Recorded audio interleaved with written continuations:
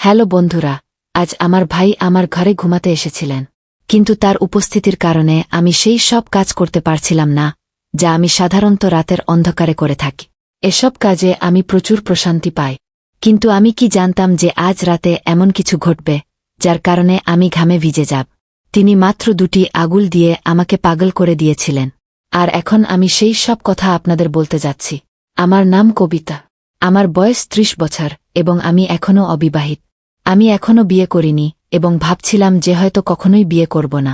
একবার প্রেমে ধোঁকা খেয়েছিলাম এবং সেই দিনই আমি প্রেম করা ছেড়ে দিয়েছিলাম, কারণ আমি ঠিক করে নিয়েছিলাম যে আর কখনোই কোনো ছেলের ফাঁদে পড়ব না। এই কারণেই আমি বিয়ে করিনি। আমি একটি কলেজে অধ্যাপক, একজন ভারতীয় মেয়ে, সুন্দর, শিক্ষিত এবং স্মার্টও বটে। আমার শরীর ও মনে আধুনিকতার ছোঁয়া লেগেছে, কিন্তু গত রাতে আমার ভাইয়ের সাথে যা ঘটেছে তারপর থেকে অনেক কিছু বদলে গেছে এবং আমার চিন্তাভাবনাও বদলে গেছে। এখন আমার মনে হচ্ছে যে যদি কোনো ভালো ছেলে পাওয়া যায় তাহলে বিয়ে করে ফেলা উচিত। গত রাতের কথা বলি। আমার ভাই, যার বয়স 40 বছর, তিনি সেনাবাহিনীতে কাজ করেন, আর আমার ভাবির মৃত্যু হয়েছে সম্প্রতি একটি বাস দুর্ঘটনা। রাতের বেলা আমরা খাবার খেয়ে কিছুক্ষণ টিভি দেখছিলাম। তারপর আমি আর ভাই ছাদে হাঁটতে গেলাম। ভাই গ্রাউন্ড ফ্লোরে ঘুমানো আর আমি ফার্স্ট ফ্লোরে। আমার পাশের ঘরে আমার ছোট ভাই ঘুমায়। রাত প্রায় 1টার দিকে আমরা দুজন নিচে নেমে এলাম। তখন ভাই আমার ঘরে এসে বললেন, কবিতা, এখনও ঘুম আসছে না, চলো গল্প করি। আমরা দুজন বিছানায় শুয়ে গল্প করতে লাগলাম। মাঝে মাঝে ভাই তার মোবাইলে গেম খেলছিলেন আর আমি আমার মোবাইলে লোকেদের স্ট্যাটাস দেখছিলাম। এমন সময় জোরে বৃষ্টি শুরু হয়ে গেল আর হালকা ঠান্ডা বাতাসও বিতে লাগল, যা আমরা দুজনই খুব পছন্দ করি। দেরাদুনের হাওয়া তো এমনিতেই খুব ভালো। কিছুক্ষণ পর ভাই ঘুমাতে শুরু করলেন। আমি বললাম, ভাই, আপনি আপনার ঘরে যান, আপনার ঘুম পাচ্ছে। ভাই নাখোশ হয়ে বললেন, কবিতা, আমাকে বিরক্ত করো না প্লিজ। কথা বলে তিনি চোখ বন্ধ করে 2 মিনিটের মধ্যে গভীর ঘুমে চলে গেলেন। আমি উঠে বাথরুমে গিয়ে আমার জামাকাপড় বদলে নিলাম, কারণ আটসাট জামায় আমার ঘুম আসে না। তারপর আমি ফিরে এসে বিছানায় শুয়ে মোবাইলে গল্প পড়তে লাগলাম। এই দিনগুলোতে আমি অনেক ভালো গল্প পড়তে পাচ্ছি। আমার ভাই ঘুমিয়ে পড়েছিলেন আর আমি সেই সব কাজ করতে পারছিলাম না যা আমি সাধারণত রাতের অন্ধকারে একা ঘুমানোর সময় করে থাকি। কিন্তু আজ ভাইয়ের কারণে আমি বেশি কিছু করতে পারছিলাম না, তাই মোবাইল রেখে ঘুমানোর চেষ্টা করলাম। কিন্তু গল্পের চিন্তা আমার মাথায় ঘুরপাক খাচ্ছিল আর ঘুম আমার থেকে দূরে সরে যাচ্ছিল। রাত গভীর হতে লাগলে আর আমার মনে এক অদ্ভুত অস্থিরতা বাসা বাঁধতে লাগল। ঘুম তো ছিলি না আর মাথায় সেই গল্পই চলছিল যা আমি ঘুমানোর আগে পড়েছিলাম। সেই গল্পটি আমার ভেতরে এক অদ্ভুত আলোড়ন তুলে দিয়েছিল আর আমি নিজেকে শান্ত করতে পারছিলাম না। ভাই পাশেই ঘুমাচ্ছিলেন আর তার নাক ডাকার শব্দ আমাকে আরও বেশি বিভ্রান্ত করে তুলছিল। যদি তিনি সেখানে না থাকতেন তাহলে হয়তো আমি নিজেকে সেই গল্পের অংশ বানিয়ে নিতাম আর সেই সব কাজ করতাম যা আমাকে রাতের অন্ধকারে একা করতে ভালো লাগে। কিন্তু আজকের রাতটা ছিল একটু আলাদা। আমি আমার নিজের চিন্তায় ডুবে গিয়েছিলাম। এমন সময় হঠাৎ ভাই পাশ ফিরলেন আর সোজা হয়ে বসলেন। আমার চোখ অজান্তেই সেই দিকে চলে গেল আর আমি যা দেখলাম তাতে আমার পা তলায় মাটি সরে গেল। ভাই খুব পাতলা ধুতি পরেছিলেন আর তার কারণে এমন কিছু দেখা যাচ্ছিল যে দেখে আমার লজ্জা করে গেল। আমার অবস্থা আরও জটিল হয়ে গেল। লজ্জা তো দূরের কথা, আমি আমার চোখ তার দিক থেকে সরাতেই পারছিলাম না। মনে এক অদ্ভুত অস্থিরতা চলছিল। একদিকে আমি নিজেকে নিয়ন্ত্রণে রাখার চেষ্টা করছিলাম আর অন্যদিকে আমার ভেতরের অস্থিরতা বেড়েই চলছিল। সত্যি বলতে কি, এখন আর আমি সহ্য করতে পারছিলাম না।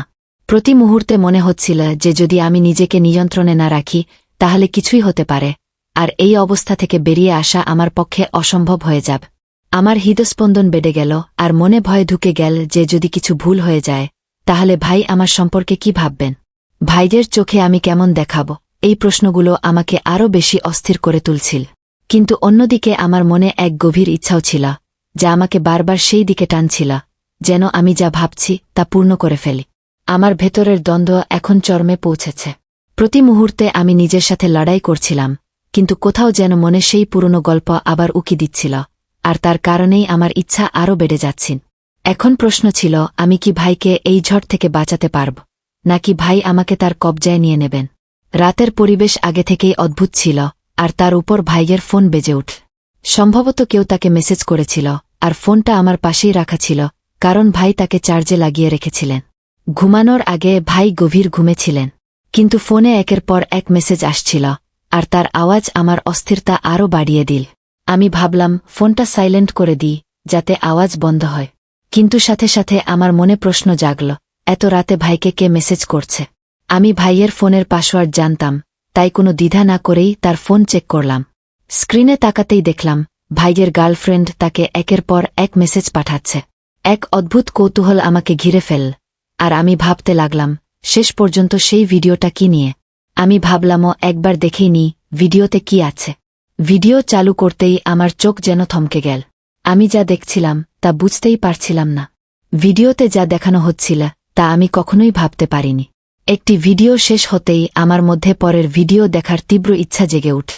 আমি পরের ভিডিওতে ক্লিক করলাম, আর মুহূর্তের মধ্যে সব ভিডিও দেখে ফেললাম। প্রতিটি ভিডিও আমার অবস্থাকে আরও খারাপ করে দিল। আমি বুঝতে পারছিলাম না আমি কেন এই সব দেখছি।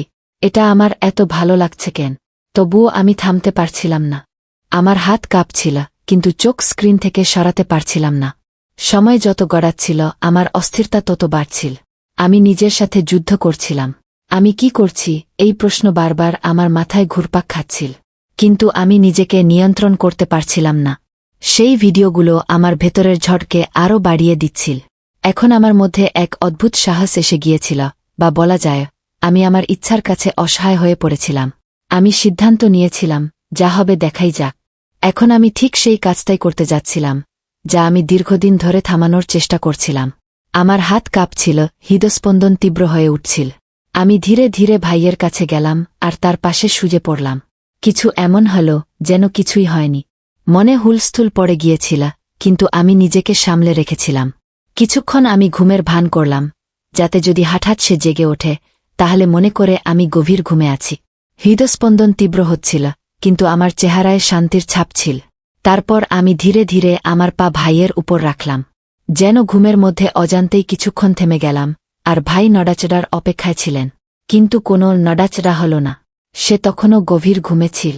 আমার পায়ের নিচে তার উষ্ণতা অনুভব করছিলাম, আর কিছু একটা। তার শরীর শান্ত ছিল, কিন্তু তার মনে আরেক গল্প চলছিল। আমার পায়ের নিচে তার আকাশ স্পষ্ট অনুভব হচ্ছিল, আর তার কড়া আওয়াজ আমার ভেতরের সব জটিলতাকে আরও বাড়িয়ে দিয়েছেন। আমার হৃদস্পন্দন তীব্র হয়ে উঠছিল, আর সেই ভয় যা আমাকে সবসময় আটকে রেখেছিল এখন স্পষ্ট হয়ে উঠছিল। এখন আমি নিজেকে নিয়ন্ত্রণ করতে পারছিলাম না। সময় যত গড়াচ্ছিল আমার ইচ্ছা তত শক্তিশালী হয়ে উঠছিল। আমি জানতাম যদি এখন নিজেকে নিয়ন্ত্রণ না করি তাহলে এমন কিছু ঘটবে যা থেকে ফিরে আসা সম্ভব হবে না। কিন্তু কিছুক্ষণের মধ্যেই আমার মন যেন যুদ্ধ করছিল, আর আমি ধীরে ধীরে আমার হৃদয়ের কাছে হেরে যাচ্ছিলাম। আমি আবার আমার পা হালকা করে সরিয়ে নিলাম, এটা বোঝার জন্য যে তার ঘুম কত গভীর। কিন্তু কোনো নড়াচড়া হল না। এখন আমার মন ঠান্ডা হচ্ছিল, আর শুধু একটা কথাই মনে ঘুরছিল, রাত আর নিস্তব্ধতা আমার ভেতরে এক ঝড় তুলে দিয়েছে। প্রতি মুহূর্তে আমার সাহস বাড়ছিল। আমি যে পদক্ষেপ নিয়েছিলাম এখন তা থেকে পিছিয়ে আসা সম্ভব ছিল না। কিন্তু তখন আমি জানতাম না যে সে ঘুমায়নি। আসলে সে গভীর ঘুমে ছিল না, বরং শুরু থেকেই ঘুমের ভান করছিল। আমার প্রতিটি পদক্ষেপ সে আগে থেকেই জানত। আমি যা অনিচ্ছাকৃতভাবে করেছিলাম তা ভাই ইচ্ছাকৃতভাবে দেখছিলেন। সম্ভবত আমাকে শাস্তি দেওয়ার জন্যই ভাই চুপচাপ শুয়েছিলেন। আমি একেবারেই জানতাম না যে তার চোখ বন্ধ থাকলেও তার মস্তিষ্ক পুরোপুরি জাগ্রত ছিল। আমার হৃদয়ে টানাপোড়েন চলছিল, কিন্তু ভাইয়ের কোনো প্রতিক্রিয়া না দেখে আমি আরও উত্তেজিত হয়ে উঠলাম। ঠিক সেই মুহূর্তে যখন আমি আরও কিছু করতে যাচ্ছিলাম তিনি হঠাৎ চোখ খুললেন। আমার হৃদস্পন্দন যেন থেমে গেল। চোখ খোলামাত্রই আমি তড়িঘড়ি চোখ বন্ধ করে ঘুমের ভান করলাম, কিন্তু আমার মুখে আতঙ্ক ও অস্থিরতা স্পষ্ট ফুটে উঠছেন। আমি বুঝতে পারছিলাম নিজেকে এক ভয়ঙ্কর ফাঁদে ফেলেছি, কিন্তু যা হতে যাচ্ছিল তার জন্য আমি মোটেও প্রস্তুত ছিলাম না। তখনই ভাই আমাকে এই অবস্থায় দেখে ফেললেন। কিছু বলার আগেই তিনি কোনো লজ্জা বা দ্বিধা ছাড়াই এগিয়ে এলেন। এরপর যা ঘটল তা আমার জন্য এক গভীর আঘাতের চেয়ে কম নয়। টানা 4 ঘণ্টা ধরে তিনি আমার সাথে এমন কিছু করলেন যা আমি কখনো ভুলতে পারব না। সেই মুহূর্তগুলো আমার পুরো বিশ্বটাকেই বদলে দিয়েছে। কিন্তু এই গল্পের শেষ এখানে নয়। ওই 4 ঘণ্টায় যা ঘটেছিল তার সম্পূর্ণ সত্যতা আমি আপনাদের পরের পর্বে বলব।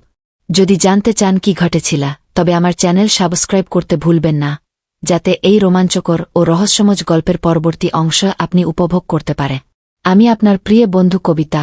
আগামীকাল আবার দেখা হবে। সে পর্যন্ত সবাইকে ধন্যবাদ।